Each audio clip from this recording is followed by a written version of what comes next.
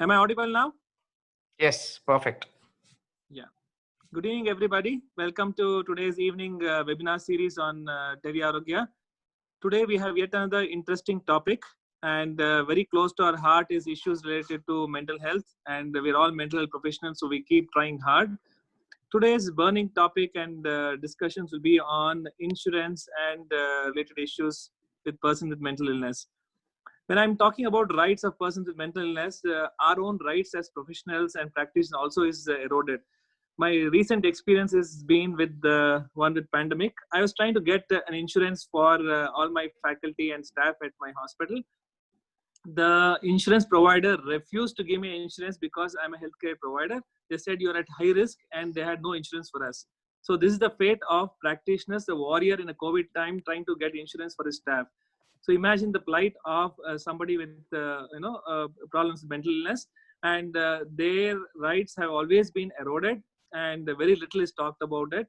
And with the new Mental Health Care Act, a lot of rights have been restored, be it at the level of professional, be it at the level of an NGO, be it at the level of a professional organization. Each one of us are fighting our own battle to make sure the rights of persons with mental illness are upheld.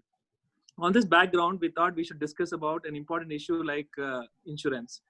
Today, we have Dr. Mohan Sunil Kumar, who is a young, dynamic doctor belonging to Bangalore. I'm proud to say that he's a part of our own fraternity in Bangalore.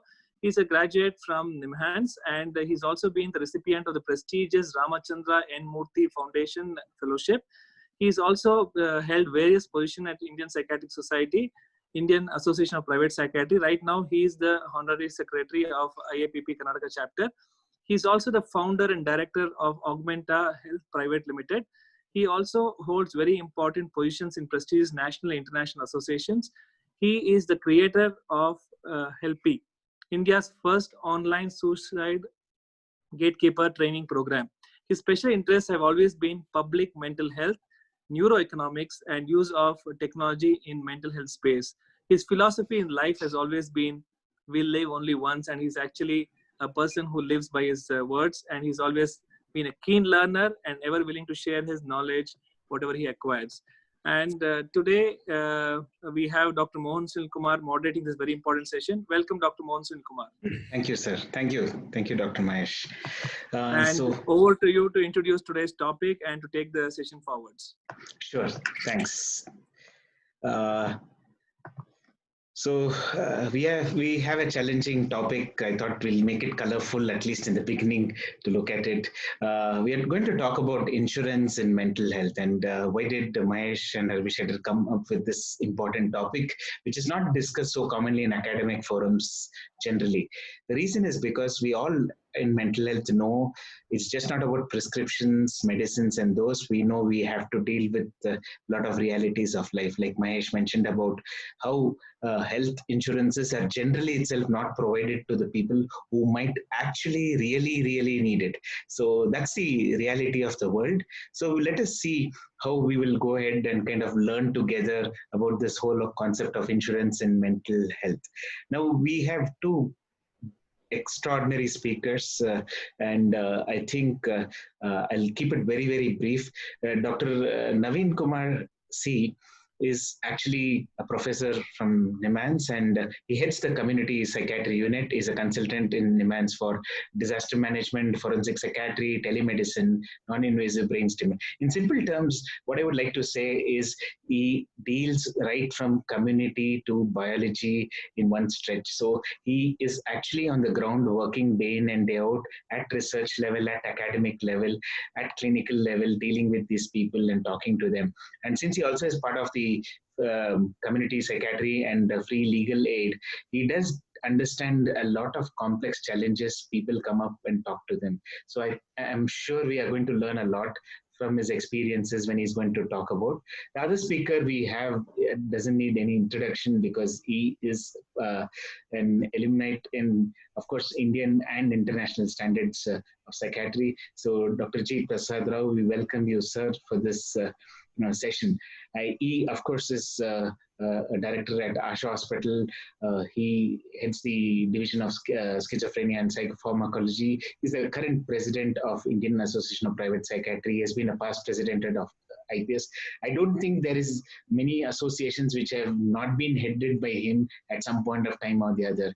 So he kind of is brain behind many of these associations, and he's worked at different levels of policy making, right from grassroots level and those. The best part of it is he working in private place actually has been quite academically inclined and working on building up an institution right from grassroots level.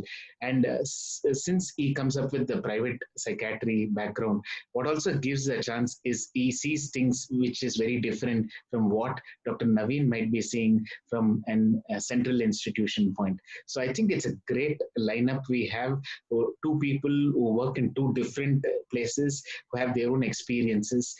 I welcome both of you. I thank Mahesh and Vijay Abhishetar, who have been brain behind this whole Tele Arogya series. Hopefully, you continue this for a very long time, and all of us learn together. With this small introduction, I would ask Dr. G. Prasad Rao to take over for his session. Sir, you could, I'll stop sharing my slides. You can take it over, sir. You can stop, I'll start. Yes.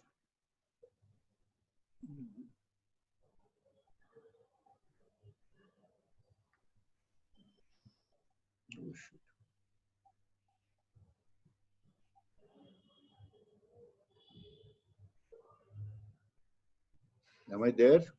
Hello? Yes, sir. Yes, sir. Yeah, you can share your slide, and you should be able to start off.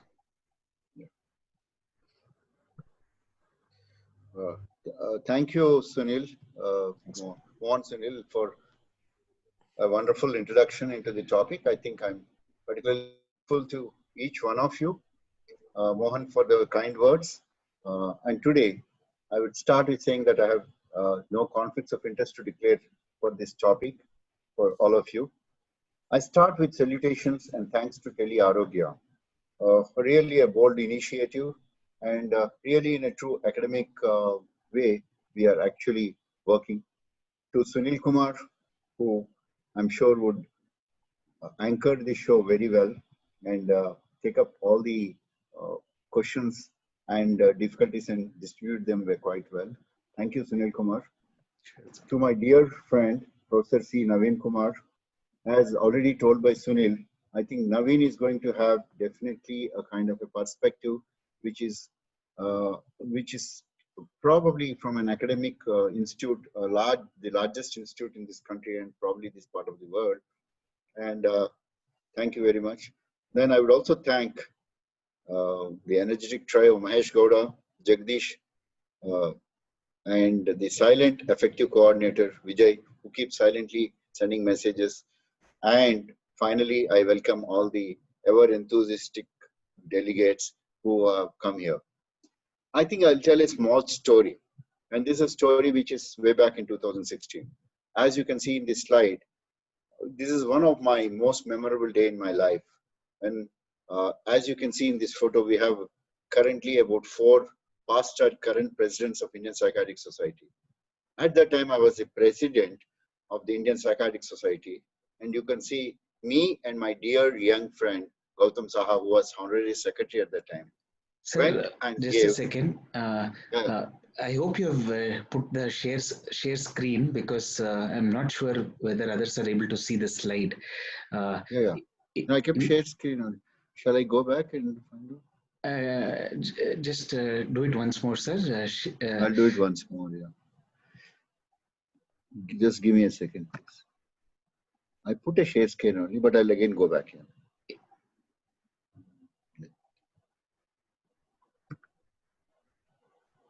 No, it was there.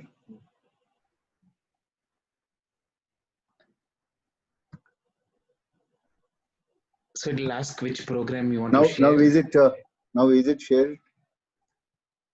Is it there? No, sir. Just check. Huh? No. Is it there or not there? No. Huh? No. Not yet, sir. We're not able to see your screen, sir. Yeah, I'm doing now. Yeah.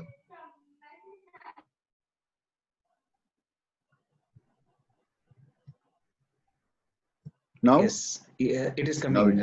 Yes, sir. Yeah. You can put on the slideshow and yes, Yeah. yes, sir. So I'll just start with the first few slides. I thanked all of you with these slides. I'm Sunil Kumar, our moderator, Professor Naveen Kumar, and the energetic trio, Mahesh Gowda, Jagdish, and Vijay. I would start the story of my presentation with this wonderful photo. In this photo, as you can see, there are 4 current or past presidents of Indian Psychiatric Society. On this memorable day in the February, I was in the temple of the democracy of Indian Parliament, Lok Sabha, when I can tell you this much. 4 of us start with the then Health Minister and current President of the BJP, JP Nadda. I can tell you we talked for 4 hours. We had soup, we had snacks, and then we also had something like a lunch during that 4 meeting in his room in the Parliament, when we discussed threadbare this MH Act of 2017. By the time actually Rajya Sabha has passed and Lok Sabha, it was not yet introduced.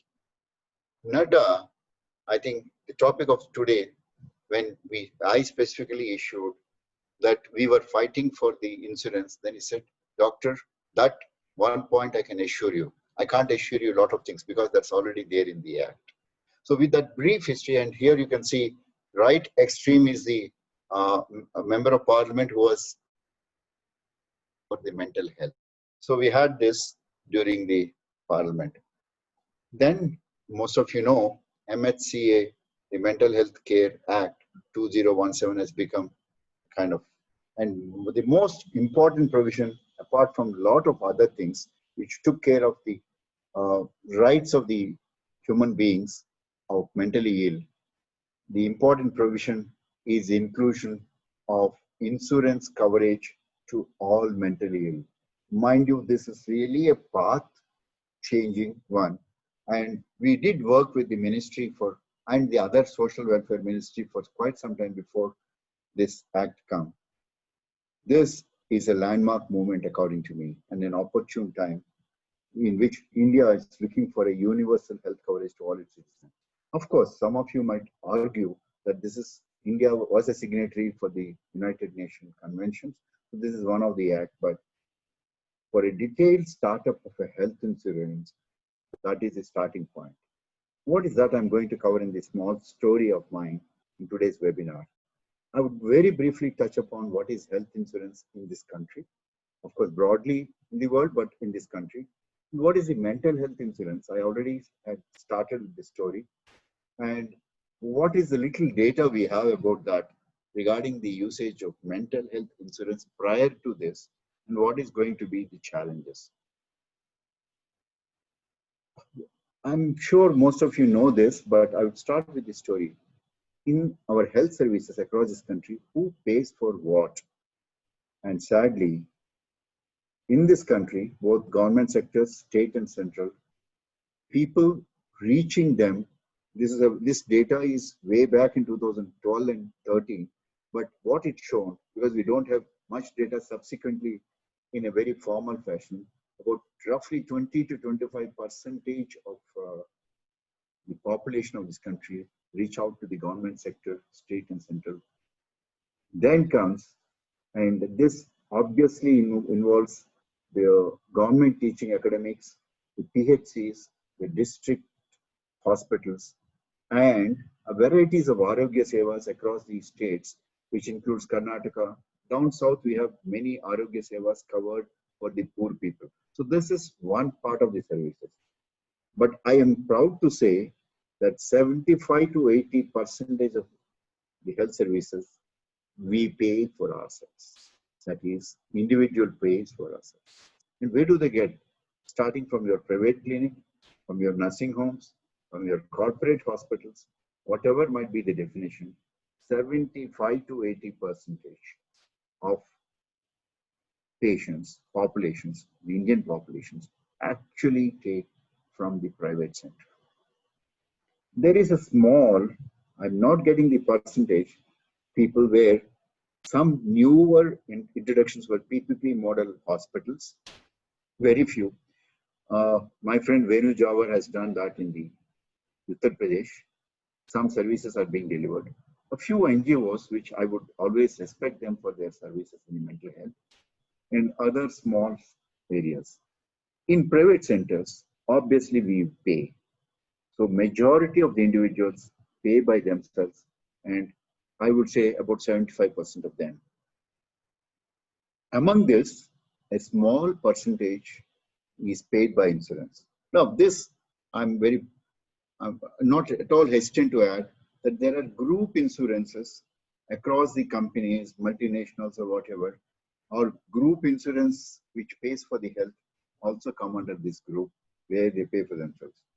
There is what I call corporate group insurance now, which roughly to my understanding, I have worked with the IRDA, which essentially is in Hyderabad since 2016 to start helping them to form what we call the various protocols for mentally ill. So corporates group insurance also forms part of this. The Mental Health Care Act of 2017, Section 21 says thus: every insurer shall make provision for medical insurance for the treatment of mental illness on the same basis as is available for physical illness. I think this is probably the clearest wording which they have done. Soon after the enactment, myself has personally worked with the IRDA for the last 3 years, and there are a lot of associations who are involved, including NIMHANS and IBAS, who have given some inputs to the Insurance Regulation and Development Authority, what is called IRDA. And this is situated in Hyderabad. And what we are doing at this point of time is to just give the input. Right now, ladies and gentlemen, we try to collect the inputs from all the private sectors across the country, which I'm going to share with you a little bit. But they wanted hard data. What is the average stay of the patient in the hospital? How much is the billing? And what are the various categories? I'll share very soon.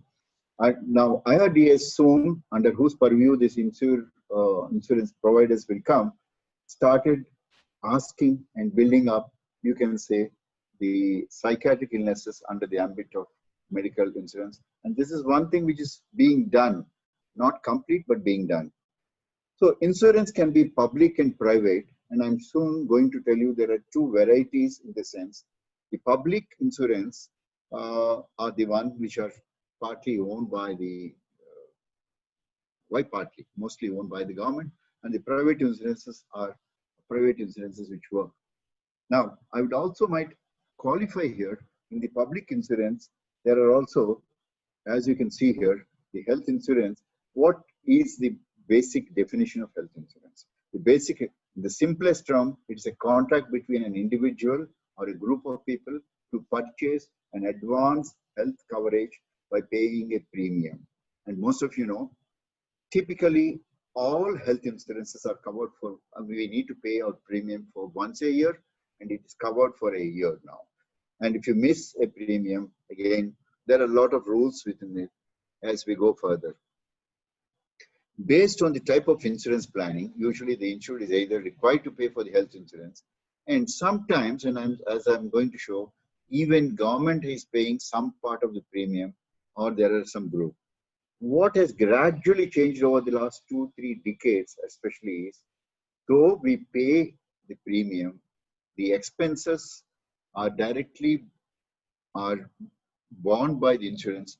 Now, probably the best thing to happen to all of us is a cashless transaction, cashless card for the insurance premium holder is available for most of us for the health insurance. I would briefly touch about the public health insurance. When I use this word public health insurance, the major burden of the premium in this borne by the central and the state governments. There are a few state governments who are paying some part of insurance to cover their insurance coverage across their state. And there is one important central scheme which I'm going to present to you in a short. Among the varieties of public health insurances, there are, I thought, the most important ones are ESI, which most of you have heard, The central government health scheme, the CGHS scheme, is right now covered as a kind of a premium where the employees of the central government have to pay a premium to get the health care. There is also Aam Aadmi Bima Yojana in Delhi. Ayushman Bharat is one more, which is a public, where the government is itself paying, and Rashtriya Swasthya Bima Yojana is another scheme. So these are multiple schemes, and there are some few states which have covered. I would also want to delve very briefly, though, that government for the people, by the people, etc., etc. What is the amount of budget contribution for health expenses?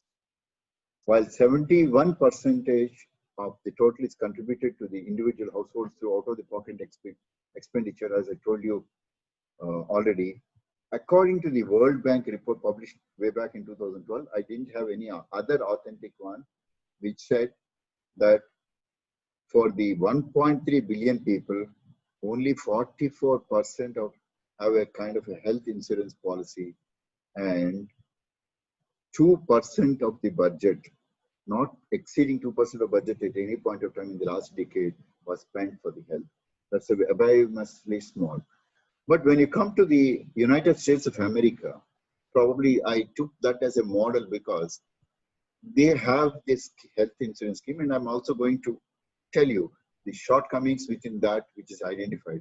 The NMHS in this survey way back in 2016 revealed that the mental disorders are significant household, are much more common in lesser income, low levels of education, and limits employment, thus making it evident that these individuals have a greater vulnerability in mental disorders. Having said that, at the same time, the same factors also limit their access to the utilization of mental health care services.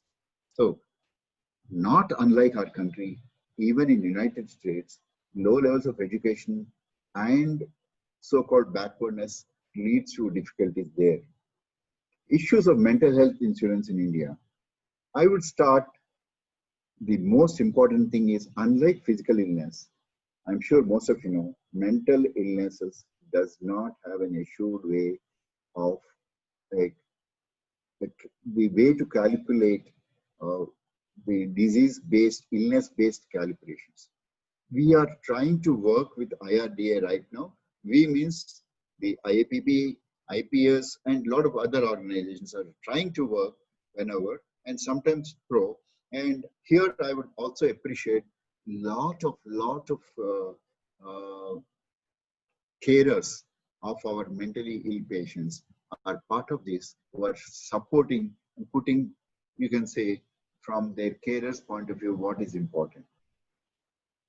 The inpatient care in psychiatry involves interventions which may not fit entirely into the category of, you can say, medical intervention. I would give just two examples. I'm sure a lot of people might have a lot of other examples. First is, how do we calculate a session of psychoeducation? What are the standards? Or a family therapy joint sessions, or a group therapy sessions? There are a lot of other issues to be sorted out before insurance authorities will become entrained with the psychiatric disorders. And I think it is part of our energies which will go into the IRDA to help them. The public and government-sponsored mental health insurance, I think this probably is the brainchild of Narendra Modi. First mental health insurance much before the Mental Health Act came. The Swawalamban Health Insurance Scheme, as most of you have heard, all you need to know. The New India Assurance Company joined the Ministry of Social Justice and the Department of Empowerment. Remember, this is not only for mental illness or mental retardation, but it's also for other, you can say, like blindness, low vision, leprosy, hearing impairment, and other problems where there is handicaps. This is a scheme which Narendra Modi has started, and this scheme is made available for below the poverty. There are two qualifications here. One is for the handicap, two for the annual income of less than 3 lakhs, and there are no pre-medical tests for this. And for the lowest rate of rupees 357, and the government is paying about 1,900 rupees plus to cover the insurance premium. So this is one scheme, and I'm sure Naveen is going to talk about this, because in NIMHANS it was started. Even in our Asha hospital, we did attempt to do this. The Swalamban scheme, right from 2015, this is covers up to 2 lakhs per patient, and the premium right now is around 3,100, out of which government pays quite a lot amount, only a small amount, and National Institute of Mental Health Neuroscience Bangalore, in the year 2016-17, it has enrolled 350, and I'm sure the numbers are much larger by this time. I'm sure Naveen is going to talk. Now, coming broadly for the critique of mental health insurance usage, because it has used quite a lot in the United States, almost 3-4 decades, the role of insurance coverage is becoming increasingly difficult, depends on the severity of mental illness and the assessments and the type of services used. Or, for example, outpatient and inpatient. The evidence from the National Comorbidity Survey suggests that among the people of mental health, there are a lot more comorbid medical illnesses, and among the psychiatric illness, there's a lot of comorbidity. So the insured are more likely to use the healthcare services than others. So this is a comment made in the 2007 editorial in the current status of mental health published in the United States. The broad 3 difficulties I would like to point out is, even among the insured, the cost may be a great barrier, because the premium cost goes quite high, especially if there is a prior mental health, even in the United States. The second concept which came in early 2000s was the cost sharing. Now, cost sharing is that insurance pays a bit and you individually again have to contribute a little more, both for the outpatient, for the investigations, or the inpatient. Now, the cost sharing has slowly but steadily started increasing. Now, who have a lower family incomes, this seems to be one of the most difficult things, even in the United States, as published in published literature in the United States suggests. In fact, the changing phases in the mental health insurance in the United States, the recent trends in the insurance market may exacerbate. The premium is quite high.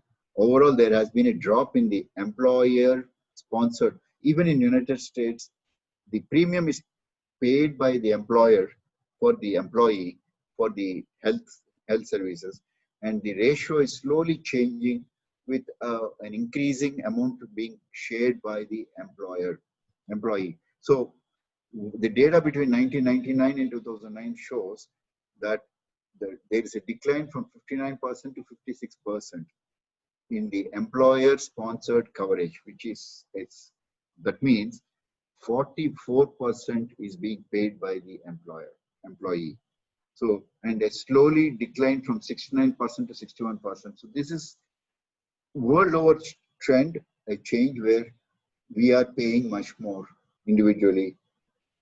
So to pay or sharing the expenses, the American experience also says there is also a continuing movement towards increased cost sharing by us, and that the mental disorders have a substantial out-of-pocket expenditure for medical care, accounting for 29% of mental health and substance abuse outpatient.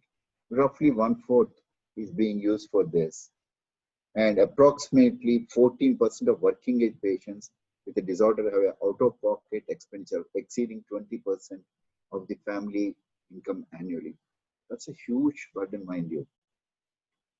I would just present one important publication in Indian Journal of Psychological Medicine, published, which has audited, that is, remember, this was data between 2011, 12, 13, the audit of the insurance in the Indian experience. And I'm showing a few tables, but suffice for you to show that this is a total number of claims varying between 1,000 rupees to 2 lakhs. This is the claims and the total number, as you can see. What you find here is the top, that is between 1,000 to 25,000, a large number of people are there. As you go down the pyramid, or the reverse pyramid, I would say, those who are claiming more than 1 lakh is hardly 7% or 19%. I just want to show this here to just highlight that the claims, But now comes the essential point. Among the insurance claims, there is a predominant male side more than the female side, as is shown in this table. And the number of age of the males, what you find is a predominant clustering occurs between 16 to 45 years. That is the predominant clustering you find. But I would close the third part. And what is surprising is, out of almost 30 crore people, 30 lakhs people, only there were 30 lakhs who paid premium, only 2 lakhs. So it is a very small percentage, be it in 2011 or 12, or be it in 2012 or 13. So less than 1 to 2% actually do the claims. That is a huge, and that's a profit. Obviously, the main results I would summarize is that it is 0.03 in 2012 to 13 and marginally 0.07 have actually applied for claims of the total number of people who have paid the premiums. And the total amount of the claims paid for the mental illness is very small amount in both the years. And there is significant differences between age, gender, and amount of proportion. Suffice for me to add here that only 0.11% of people actually claim the mental health insurance. This, remember, was at a time when there was no government legal sanctity that mental illness should be covered. So that was a time of a different times we are talking. So in general, I might close with a few comments. The penetration of health insurance for mental illness is just started and remains very low. The difference of patterns of age, gender, and amount of claims, as you can find, especially, and I would also add, in our hospitals over the last 5 years, we have collected less than 2% of our patients actually ask for insurance.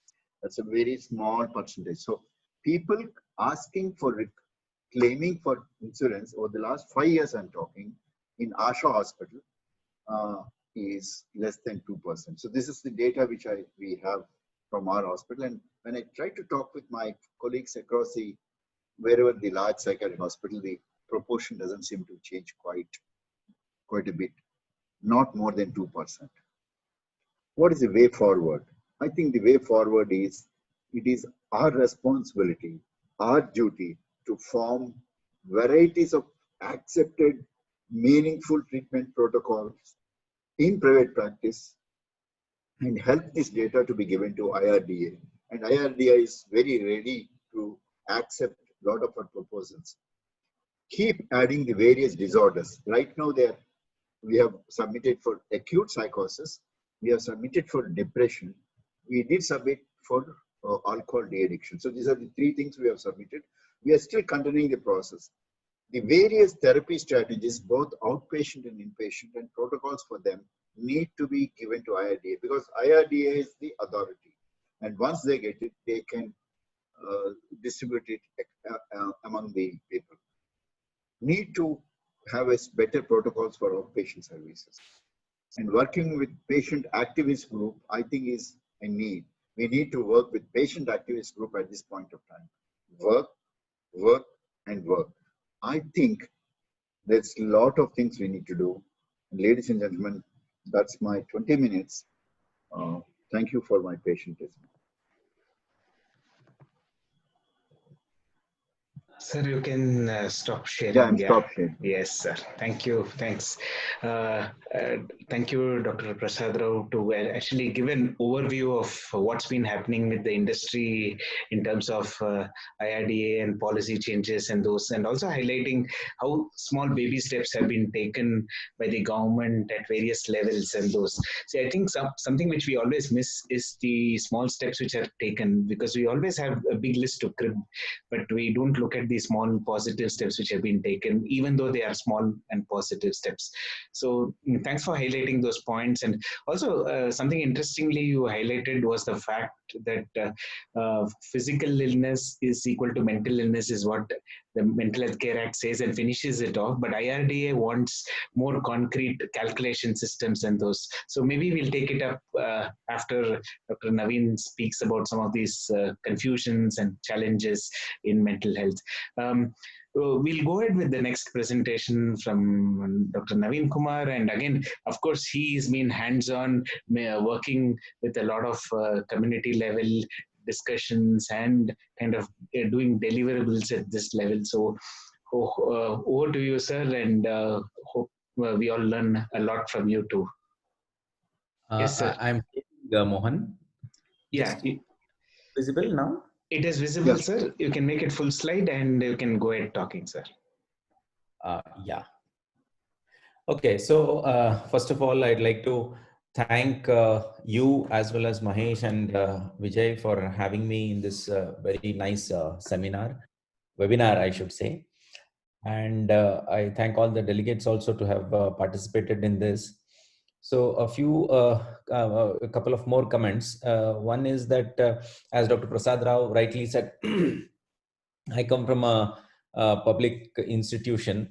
So I'd like to, defend whatever the government is doing. That is in the beginning itself, I will tell, and a lot, many more things have been done from the government sector. That much I would like to say. And of course, as the sir had a comprehensive presentation, there are bound to be repetitions. So I beg your pardon for that. If there is any repetition, kindly pardon me.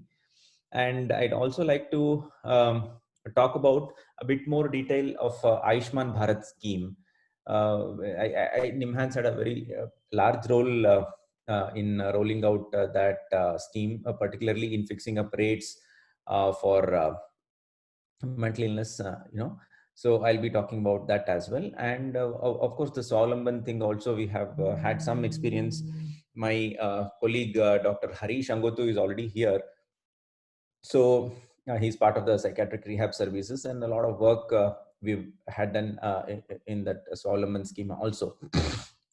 So let me take about 15 minutes and I'll go through. As sir has already pointed out, Mental Health Care Act is a landmark legislation, and of course the provision for insurance covering mental illness under the ambit of insurance is there.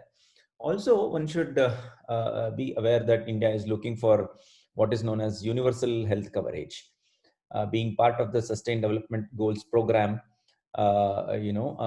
India should strive by 2030 to give this universal health coverage. It is affordable healthcare without burdening the finances of any individual of the country. So that is one promise, or one should say obligation also of the government of the land. So it's people are working towards that.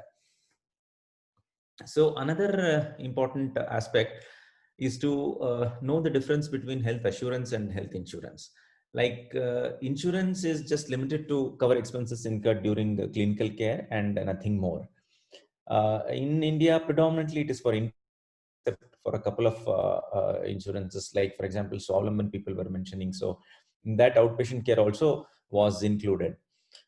And it does not cover for out-of-pocket expenditure. Sir also was alluding to this OOP, particularly for psychiatric disorders, where long-term outpatient treatment is a norm. So many a times it is lifelong. So those doesn't get covered.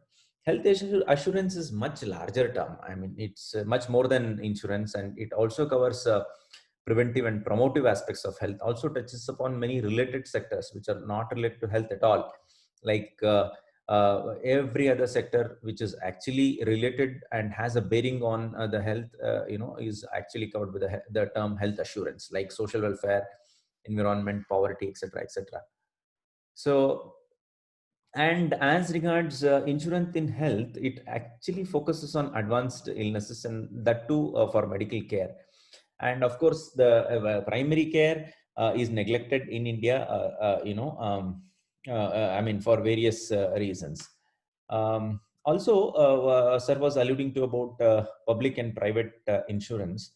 Main differences is in a private insurance, I think there has to be what is known as the risk estimate, that risk-based calculation that Dr. Rao was talking about.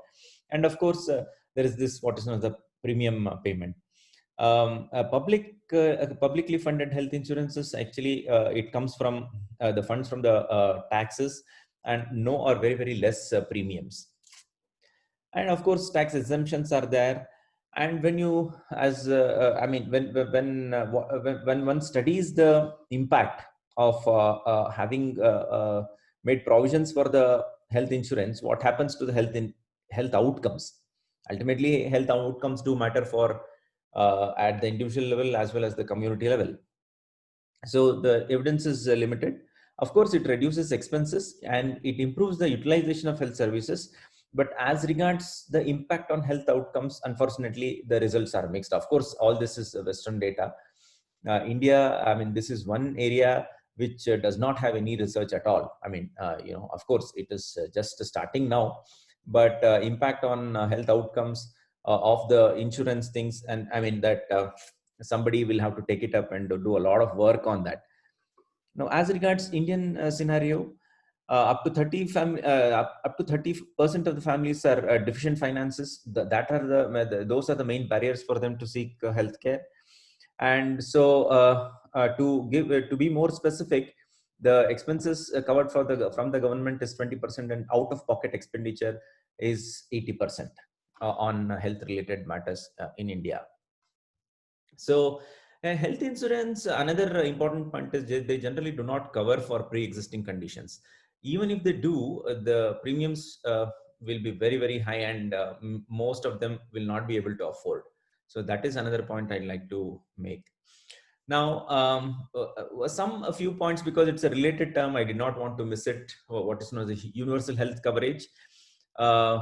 It's an obligation from the government, as I was saying.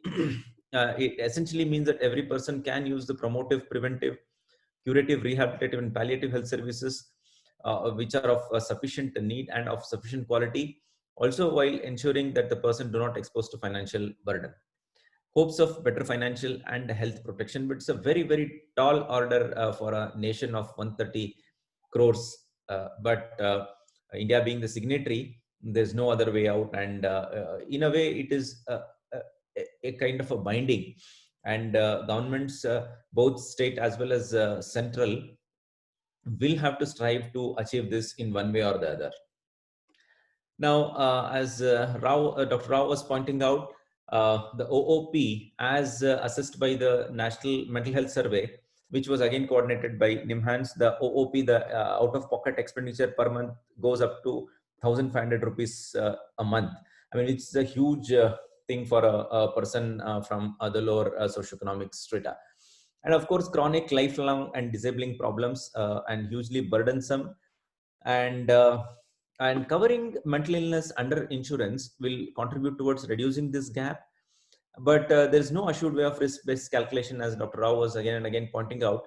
You'll have to work with the IRDAI and help them to come up with some sort of. All these are time-consuming things.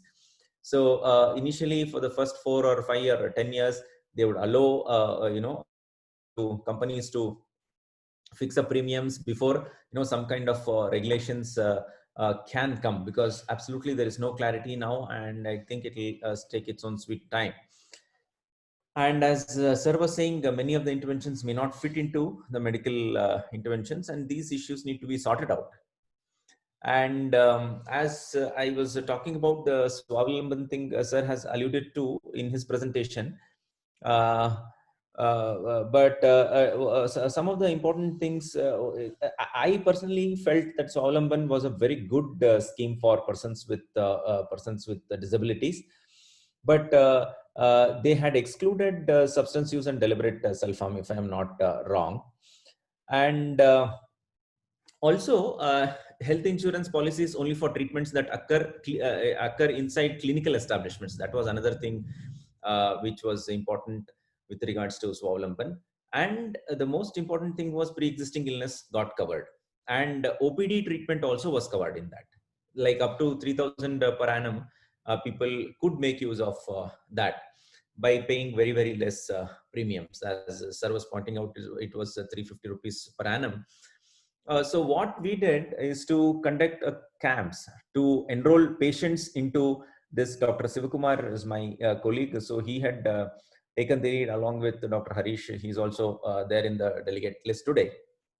So the PRS team took it up, did a lot of collaboration with the insurance company, and a lot of persons with disabilities, including those with mental illness, they were enrolled into these camps. However, it ran for 1 year, and in April 2007, it was stopped. And reasons for stopping was not made public. We still don't know the official reason why it was stopped. In an year, about 1,250 patients got enrolled into this one. And out of those, only 21% of them had mental illness. The story that Dr. Rao was pointing out in his institution, the same was the case in our institution also. The persons only with mental illness, it's somehow very difficult. I also can't understand the reason why there was so less. A lot of them had mental retardation and other disabilities, but those only with mental illness formed about 21. That is despite a lot of advertising that was done, and with repeated emails, a lot of contact. Lot of contacts we tried to reach out to, and so many, active work was done. But despite that, that was about the thing. So, but what Siva told me was actually for those who got those benefits, actually helped them a lot. Like for example, since the OPD treatment was there, majority of them had, of course, they used to come and, majority of them do require outpatient treatment, and so a lot of them got benefited out of this particular insurance scheme. And there is one more insurance which is known as the Niramaya scheme. That is for those with mental retardation, cerebral palsy, autism, and multiple disabilities. I'm not going to touch about it because it's actually mental retardation doesn't get covered under Mental Health Act at all, Mental Health Care Act. So the learning was that the demand from mental illness was less, was not to the level that we expected. And a lot of coordination is required to reach the benefits to the end user, like all stakeholders, like mental health professionals or social and welfare and disability sector, the carer group, as Dr. Rao was mentioning. A lot of reaching out needs to be done, to finally make available the benefits to the end user. It was not a straightforward process as it is for the normal people. Now, I would like to also talk about the Pradhan Mantri Jan Arogya Yojana, or under the Ayushman Bharat scheme. The Ayushman Bharat got launched in 2018. The PMJ is a flagship health insurance scheme. Let me be very clear about it. And it targets deprived rural and urban families as per the latest socioeconomic caste census data. Actually, Ayushman Bharat is a twofold strategy. One is strengthening the primary care through the health and wellness centers. The other one is the PMJ, that is the Pradhan Mantri Jan Arogya Yojana. Now, Pradhan Mantri Jan Arogya Yojana is a cashless insurance cover up to 5 lakh per family. So it targets approximately 40% of the population of India. It's a very, very big thing, and aims to cover around 10 crore families across the country. And the magnitude of the scheme makes it the largest publicly funded health insurance scheme in the world. And one good thing about it is portability across the country. And also empaneled private hospitals are also covered. And of course, the package rates are pre-decided to control the costs. Now, this is a federal scheme. While many states have different initiatives, like in Karnataka, what has happened, they have clubbed all the insurance policies that are there run by the public sector under this Ayushman Bharat, and they have jointly given a name as Ayushman Bharat Arogya Karnataka, which is called as ABARK. They have named it as Health Assurance Package. I don't know what assurance things are there in that apart from the health insurance part. So it merges all existing packages into one. It's free for BPL categories, and it runs on co-payment for APL categories too. That is important to note. I think 30% will be provided by the government, and 70% the patient party has to have an ID card, just like our Aadhaar card known as the ABRK ID. And of course, proper referral centers from the secondary centers are required to get this benefit. Now, when it comes to the rates, NIMHANS played a big role in fixing rates to this Ayushman Bharat scheme. Of course, with a lot of stakeholders, we had consultations before suggesting it to the government, and the government accepted it. Like almost all psychiatric disorders, as mentioned in ICD-10, are covered. And the rates, as you can see, is about 1,500 rupees per day, up to a limit of 2 weeks, which would go on to another 2 weeks. So all categories are covered here, except for the personality disorder categories. Like this is in the general ward admission. This is the rates are for the high dependency unit admission, that the rates are about 2,500 rupees per day, up to a limit of 10 days, after which pre-authorization needs to be sought for another 10 days. So, and the rates for ECT also has been fixed, rupees 5,000 for those without brain damage, rupees 10,000 for those who require I'm sorry, this is not for ECT, this is for imaging, I think. So, and the criteria for admitting patients to high dependency units also are given, like in the form of catatonic, if a patient has catatonic symptoms, violent or dangerous behaviors resulting in harm to self or others, suicidal or self-harm attempts, deliriums of all cases, severe adverse effects of psychotropic medications, severe substance withdrawal states, severe intoxications resulting from substances. So these could be qualified enough to go into the high dependency units. Here for bed charges for routine ward, 1,500 rupees per day, HDO admissions, 2,500 rupees per day, add-on packages like 1,000 rupees per day, like for supported admissions and for high-risk population. And the criteria for empanelment of HDUs, the registration of a mental health establishment should be there, and availability of two full-time psychiatrists, provision of emergency psychiatry services, bedside laboratory, in-house pharmacy, and adequate security, among others. So issues specific to mental illness, as I was already mentioned, long duration of hospitalization. If advance directive is another thing, what if the patient has opted for a more costly modality than the approved one? We don't have answers to that. Will or should psychosocial treatments be covered? Answers are open. And recently the IRDAI has brought in the telemedicine guidelines also. The telemedicine consultations also are covered under the insurance now. Telemedicine consultation is equivalent to in-person consultation. That is the most recent order that has come. Also, there is a recent, because of course the IRDAI has given the order long back, but the Supreme Court has some PIL is going on in the Supreme Court, and the Supreme Court recently has issued notice on the plea to direct insurers to provide medical insurance for mental illness treatment. This is another recent development. So a lot of things are happening actively in the area, but as we all know, a lot more needs to be done. Now, I would like to state what is happening with Karnataka. This is just a fact sheet of how many people have got benefit from this ABRK. You can see how many crores are being claimed and how much has been spent. A huge amount of money is being spent on it, and people are getting benefits out of this. At least this is what the government data shows. Of course, this is not specific to mental illness, but you can just see the number of authorized admissions have gone up in the fourth quarter of January 2020. And of course, hospital admissions also, the amount that has been claimed, every quarter, the amount has increased substantially. So that is one way to know, actually more and more people are coming to know about these schemes, and they are utilizing. these schemes more and more often. So I would like to end by this, experience at NIMHANS for psychiatry.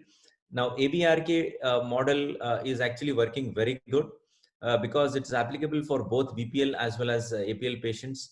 As the package rates are same for BPL and APL, more number of, if we treat more number of BPL patients, actually the institute gets more revenue. As I was telling already, for APL patients, 30% will be paid by the government and 70% by the patient party. It has picked up very well in recent months. But we are facing a lot of practical issues. Like, for example, patient below poverty line patient comes, having the BPL card itself is, I mean, he would not carry it when he gets admitted to the hospital. So getting hold of that will be a problem, because within 10 days that has to be enrolled. And if that is not done, there is some issue in getting the benefit. So that is one problem that we are facing. And of course, some patients from Tamil Nadu also are getting benefit out of it. But as I was telling previously, of course, the central scheme is there, but various states have their own systems, and some of them have adopted it completely, like our state. And I don't know about other states, but as regards our experience in NIMHANS, we are getting no patients from Andhra or Telangana for this. I don't know what is the state policy in these two states, but in Karnataka at least, lots of patients are getting benefited out of this. So conclusion, I mean, it's a much needed change. Of course, it has come at a very, very a late stage, but it has come. So I'm sure that there is reasonable penetration in the public sector, not so in the private sector. And for the private companies, the policy framework is there, but nothing much is moved beyond that. So we need to all work together and get, and of course, it takes some time to penetrate the collective consciousness of the community, and it gets integrated. Of course, lots of challenges are there, and I'm sure those can be overcome too. So I'd end here by thanking once again the organizers. Thank you.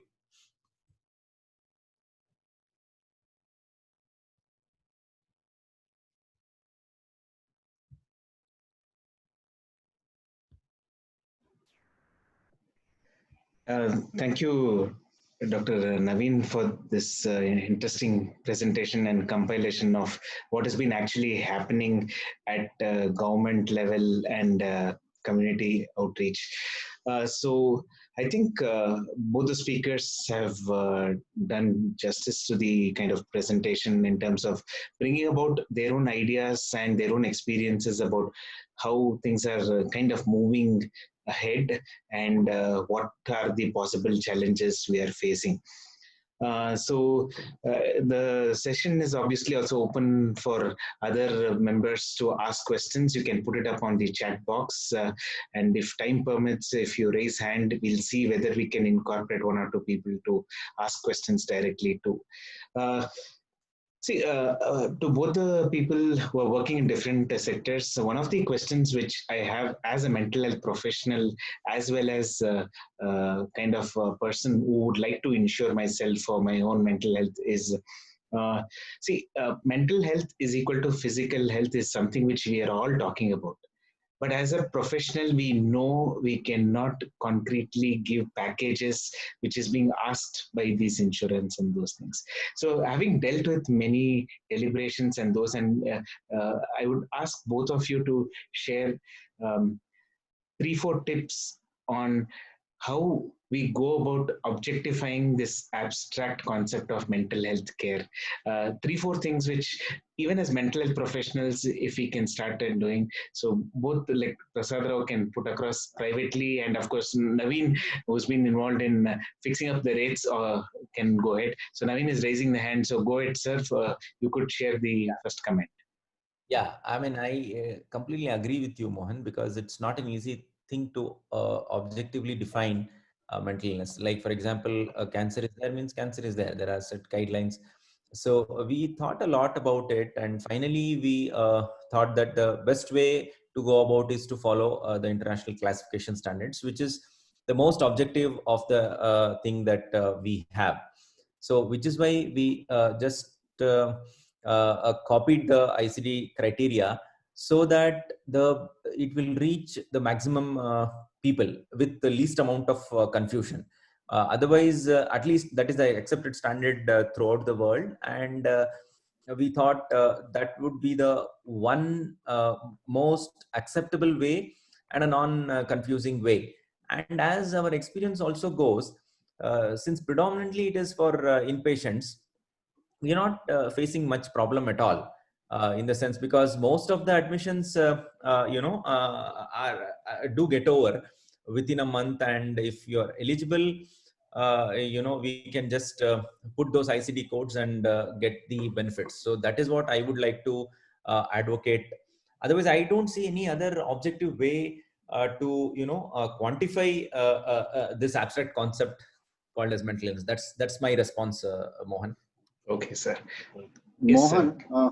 may I think there are a few essential tips which we are learning by experience. What would actually happen is, if a patient who is insured will first get admitted, he is going to ask for certain documents. So there is one admission procedure. And like in a typical case, you need to show that there is a necessity for admission. Of course, because most of the psychiatric clinics, we don't really have the documentation properly, but in a mental health establishment, as established by, you can say right now we are following, right now even 1987, but our new rules have not yet come, but soon we have very proper, our hospital, Asha Hospital is the NABH accredited psychiatric center, probably the first in this country in a private setup. So we have documentation, and most important part is documentation. Here the three things which they are going to look is the diagnosis and the treatment and the changing treatment if there's a change. What? Now, because in typical cases, this file, Xerox file will go to the insurance company, and insurance company has a doctor who need to understand what we are writing. So that's where, for example, a good diagnostic formulation and say this is major depressive disorder, write down that there is a need for ECT and all those things protocol. So right now, everything is being formed. Right now, I think there are 2 or 3 other areas which we need to focus on. And I always think, like NIMHANS did give this, and we also gave contribution to the IRDA. And as I said, we are in communication with IRDA in Hyderabad. IRDA is in Hyderabad. They want what is the frequency of admission, what in a private sector, typically what is the percentage of patients, what is the duration of stay in a private center for an acute psychotic episode. So we gave all those things based on the last, luckily we had the statistics well ready for them. So whenever they asked, we gave, this is the percentage of stay, average stay is this much percentage stay for 4 weeks.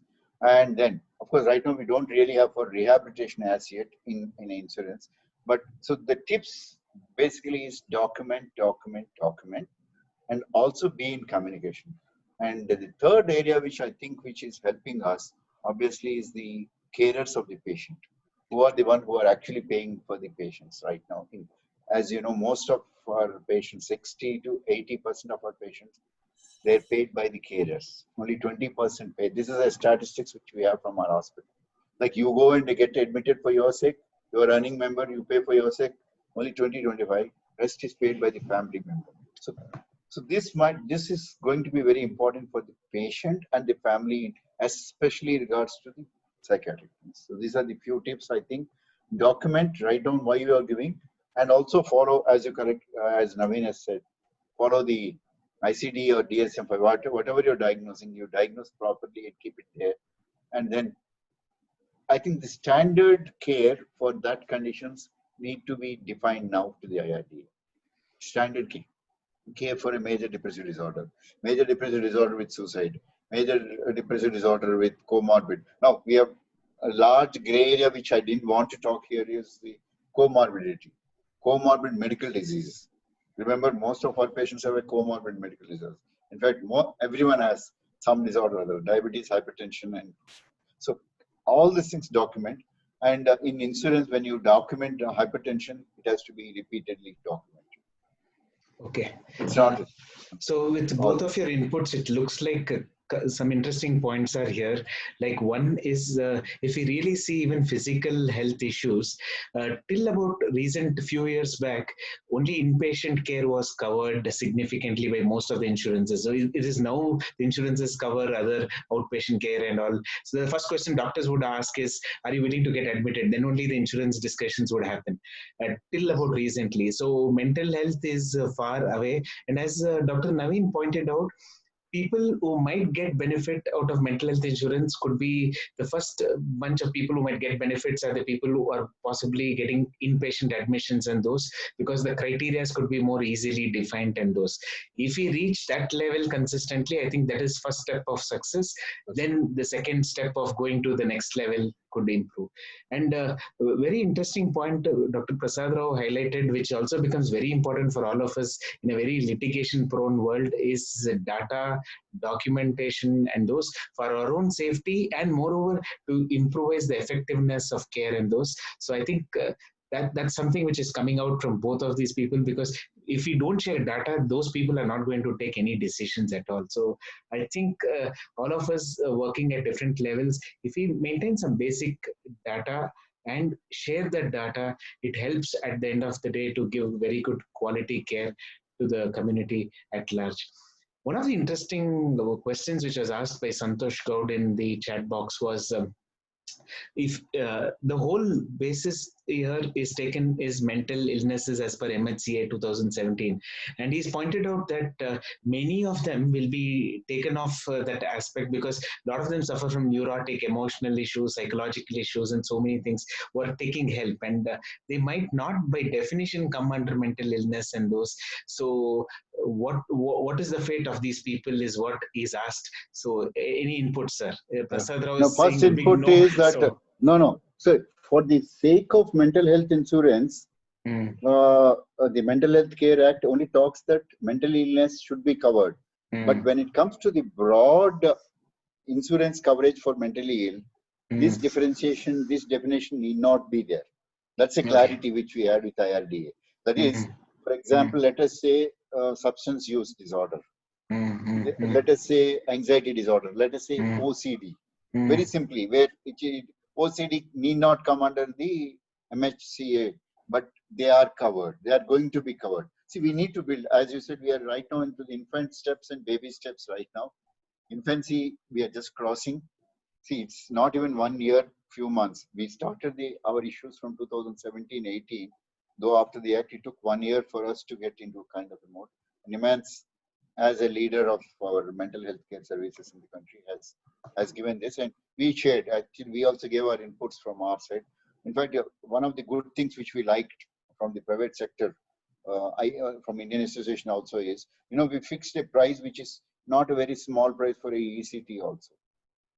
We have done a lot of things, including investigations and all. So you don't need to worry. All the participants, one thing for sure, here the definition of MHCA is not the only mental illness covered in the insurance. See, whatever from time to time, just like in other medical disorders, here also we need to give a lot of inputs. We are just starting, and it continues. Dr. Naveen, you want to add anything to the point? There are two things in the Act. One is the definition of mental illness, as they were mentioning. It's a substantial disorder of thinking, mood, perception that affects day-to-day life. That if you what they're mentioning is only one interpretation that that they mostly mostly they allude to the psychotic disorders. But if you look at the MHCA, there is something called as determination of how to determine what is mental illness or not. In that, it clearly says according to the accepted medical standards throughout the world. So, it's in a way, it is left open and interpretable. So, for the benefit of the patient, if somebody says that if a neurotic with an anxiety disorder or anything gets admitted in the hospital, as of now, as you rightly pointed out, the insurance is there only for the inpatient, most of the thing, particularly for the mental illness. So if for the benefit of the patient, if somebody says he diagnoses the case as, say, for example, generalized anxiety disorder, and says that he has a mental illness, I don't think anybody will be taken to task, unless the controversy may grow big, and ultimately the court only has to decide what is mental illness and what is not for the purpose of Mental Health Care Act. I think I don't think we will ever see that particular issue. It will just remain with the judgment of the psychiatrist. So I, as a psychiatrist, I don't see a reason to be anxious about this fact. That's what is my submission. I might add that right now in Bombay High Court, in the Indian Psychiatric Society versus the Government of India, among the various questions we put is also the definition part. Yeah, that's in the, yes, in right. the Yes. Bombay. Yes. So interestingly mentioned, I think, as rightly said, maybe even though there is some confusion about the terms and those things, it looks like when the insurance is going to be given, most probably they will be covering everyone who potentially has an illness and is taking professional help at some point of time. Yes, Dr. Naveen? Yeah. So, for example, in NIMHANS, we don't differentiate and we don't give only to those who with psychotic diagnosis. All kinds of patients are coming, and we are diagnosing everything, and nothing has been disapproved till now. Okay. So let me move on. I might also add, with your permission, in ASHA over the last year, we are going through the things. There was a very small percentage, but among the people who have asked for the insurance, there were depressed patients, there were OCD patients, there were this, and majority of them got the insurance amount back. So I think it's a discussion where the insurance company also decides about a lot of things. Okay. Okay. Where I think our work is to give the inputs of protocols. Okay, so let me also take it to the next interesting area of question. One of the things which we all know is Mental Health Care Act talks about confidentiality and rights and those things. Now, in the chat box, there was a question which was asked about if you have to share information to the insurance company and XYZ things, you have to share sometimes little sensitive emotional psychological issues in the data. Now are we not stuck here between two kind of challenges is what is one of the questions asked. So how do we go about this issue, sir? See, whenever there is an insurance claim in our hospital, we take a consent of the patient and say that all the data which was admitted will be shared with the insurance necessarily, and we tell them that if you want insurance, then this is all this will be going to a third party, which will be evaluated by whom we don't know. Are you ready? And we take a consent for it. That's what we do it. I think there's no other. I mean, that's one phase of your answer to your question. The other phase is in an insurance across the US and everything. See, unless there is something between the patient and the doctor written very clearly that they should not be double, then there is in United States, I believe I talked to a few psychiatrists in US thanks to your webinar. They said that if there is such thing, they will be closing that with a consent and saying that that information is available only given with price. Anyway, in the total calculation of the insurance, that history part, they are looking, insurance, mind you, are looking for the diagnosis, what are all the treatments and the protocols followed properly or not in the system, including investigations. Thank you. I think Naveen might add something more. Yeah, yes, go ahead, Doctor.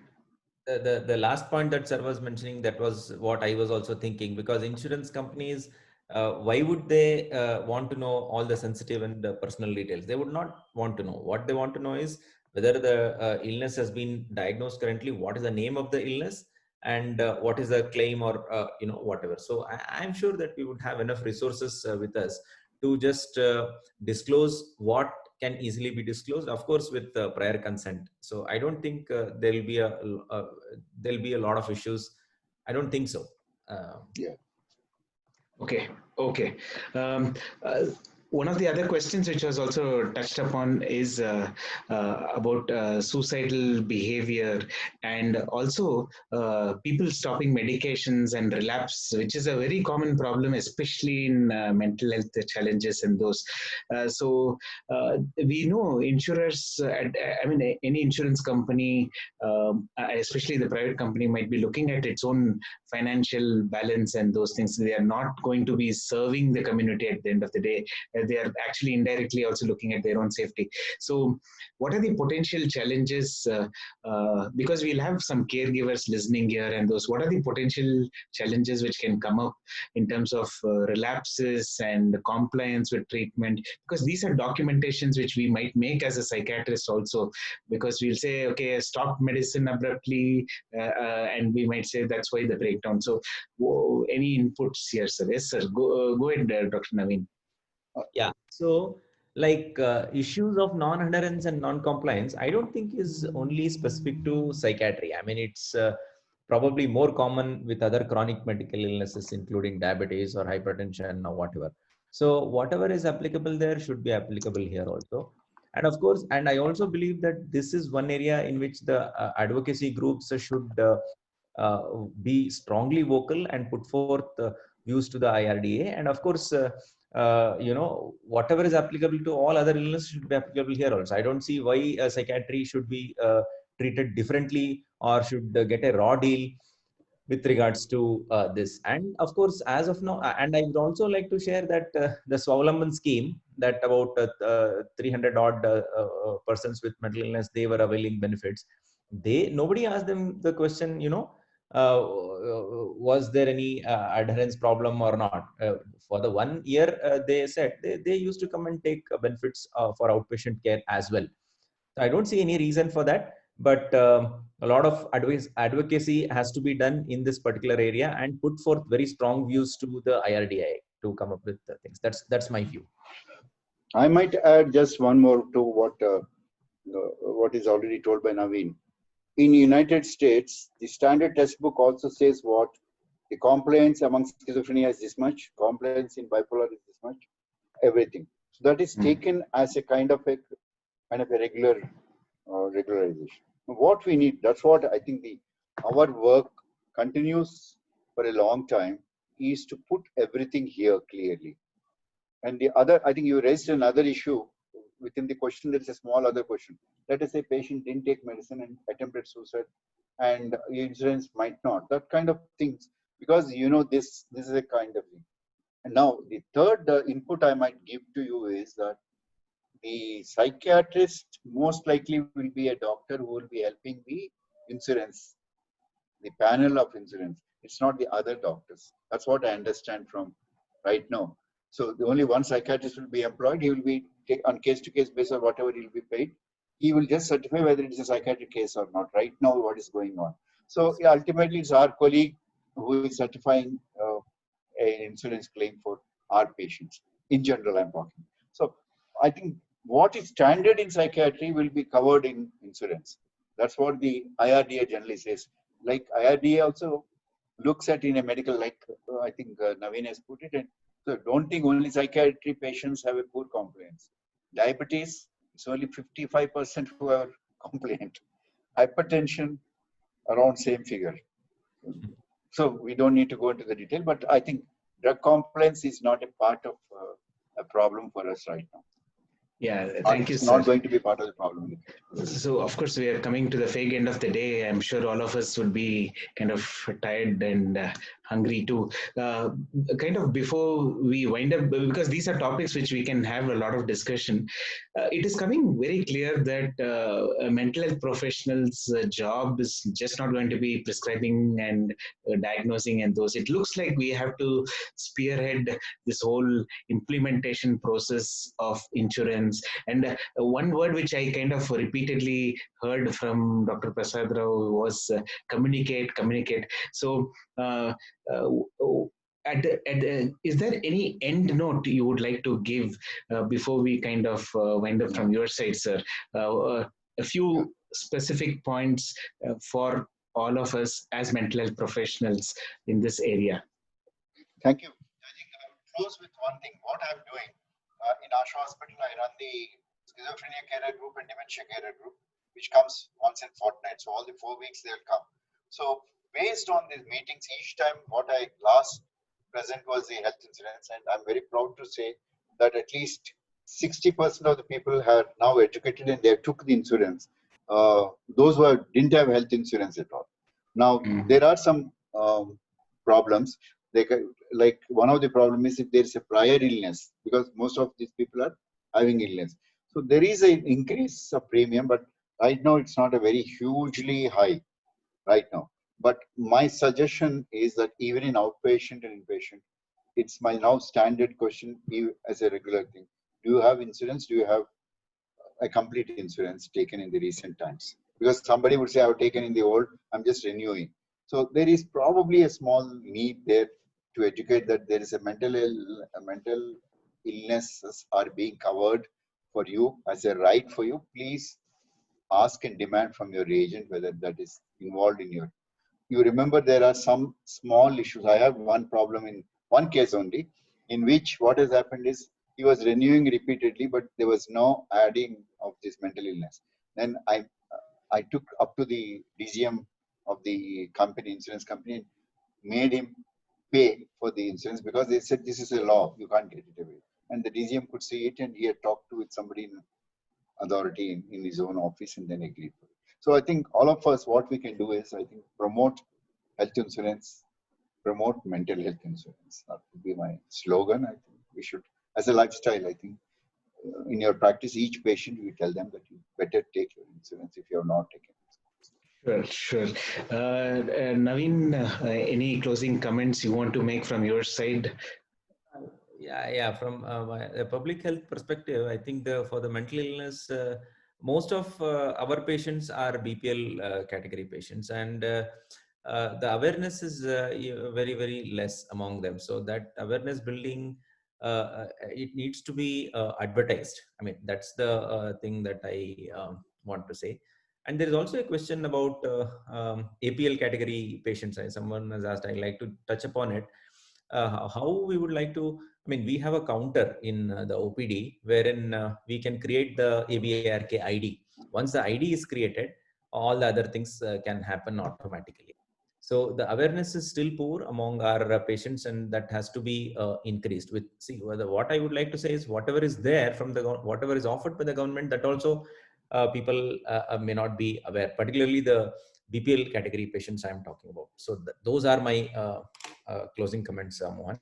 Okay, sir. Thank you. Before we kind of officially wind up the session, Mahesh, can you unmute yourself? Okay, I'll unmute you now. I thought I'll take the privilege of barging in and asking you, because I know day in and day out you kind of bridge these gaps of working with people, insurances and those. So you had been listening to both the speakers who have obviously given a lot of insights into the whole process. Is there any comment you would like to make in brief, by the way? I think we are going in the right direction forwards. Mental health insurance was unheard of. With the Act, I think a lot of things is getting possible. I was actually a part of this policy making, and NIMHANS had invited me for whatever discussion they were having in terms of pricing and things like that. If you look at whatever pricing they have offered in the current scheme, what NIMHANS has recommended, it is much better than what rates I'm actually charging. So as a private practitioner, I'll be very happy to implement, and if they give the same rates, I'll be able to do much more better service. And in terms of quality of inputs and manpower, all those things can get better, because that's a cost that I would dream of. Right now, I'm actually working at 60% of the cost of what the insurance company is going to give me. Even if it's 2 weeks of care for IP care, you can do a wonderful job. I hope that with days to come, they will allow private hospitals, mental health establishment who are recognized to allow this sort of sectioning and reimbursement to the healthcare insurances. I think I'm looking for a day when all these things will become a reality. Probably it's maybe a few months to a year's time. With insurance being pulled up by the Supreme Court, PIL, and people are going against the IRDA and not implementing this, things will change very quickly is what I think. Sure. Thank you. So with this, I think something which we are able to hear from every side is mental health insurance is something which definitely needs a lot of awareness. Second, it also needs a lot of data and hand-holding. We as professionals, we as caregivers, we as patients who have recovered, we all have to together join hands and push this, or rather lift this baby of mental health insurance for all our benefits. I mean, all of us will benefit out of the whole thing in different levels. And I think government has started its viewpoints, but again, I think even government sometimes might not know what exactly has to be done. We as professionals, we as caregivers, we as different stakeholders have to join hands and kind of push this baby in the right direction. If we don't do it now, we would miss this opportunity, unfortunately, for a lifetime. I think thanks for the team of Telearogya, Mahesh, Dr. Jagdish, Vijay Arbishetter to kind of organize this. Two great personal resources. I don't think we can easily get to hear them so easily. And the amount of experience they shared, I think, is great and enormous. Of course, the backbone, Linux, has been kind of helpful in getting this whole event done. Rupa, and of course, Giri. I thank the team at Linux, Roop Kumar, also for this whole event to be done. I thank all the participants. At one point of time, we touched about 100 participants plus, and at the fag end of the day, with so many events happening, this is a pretty huge number. I hope we all have our own mental health insurances. One, two, we also help everyone who reaches out to us to get a mental health insurance and take care of themselves. Thank you, one and all. We'll kind of wind up. Be safe, take care of yourselves, and thank you very much. Thank you all. Thank you all. Bye. Thanks. Thank you, Mohan. Thank you, Dr. Naveen. Thank you, Dr. Prasad. It was very insightful, and it's a wonderful program today. Thanks. Yeah. Thank Thank you, everyone. Thank you, Mr. Roop Kumar. Thank you. Good night. Good night, everybody. Thank you, Thank Mr. you, sir. Giri. Thank you. And thank Thank you, you, sir. Madam Ramya. Thank you. Thank you very much.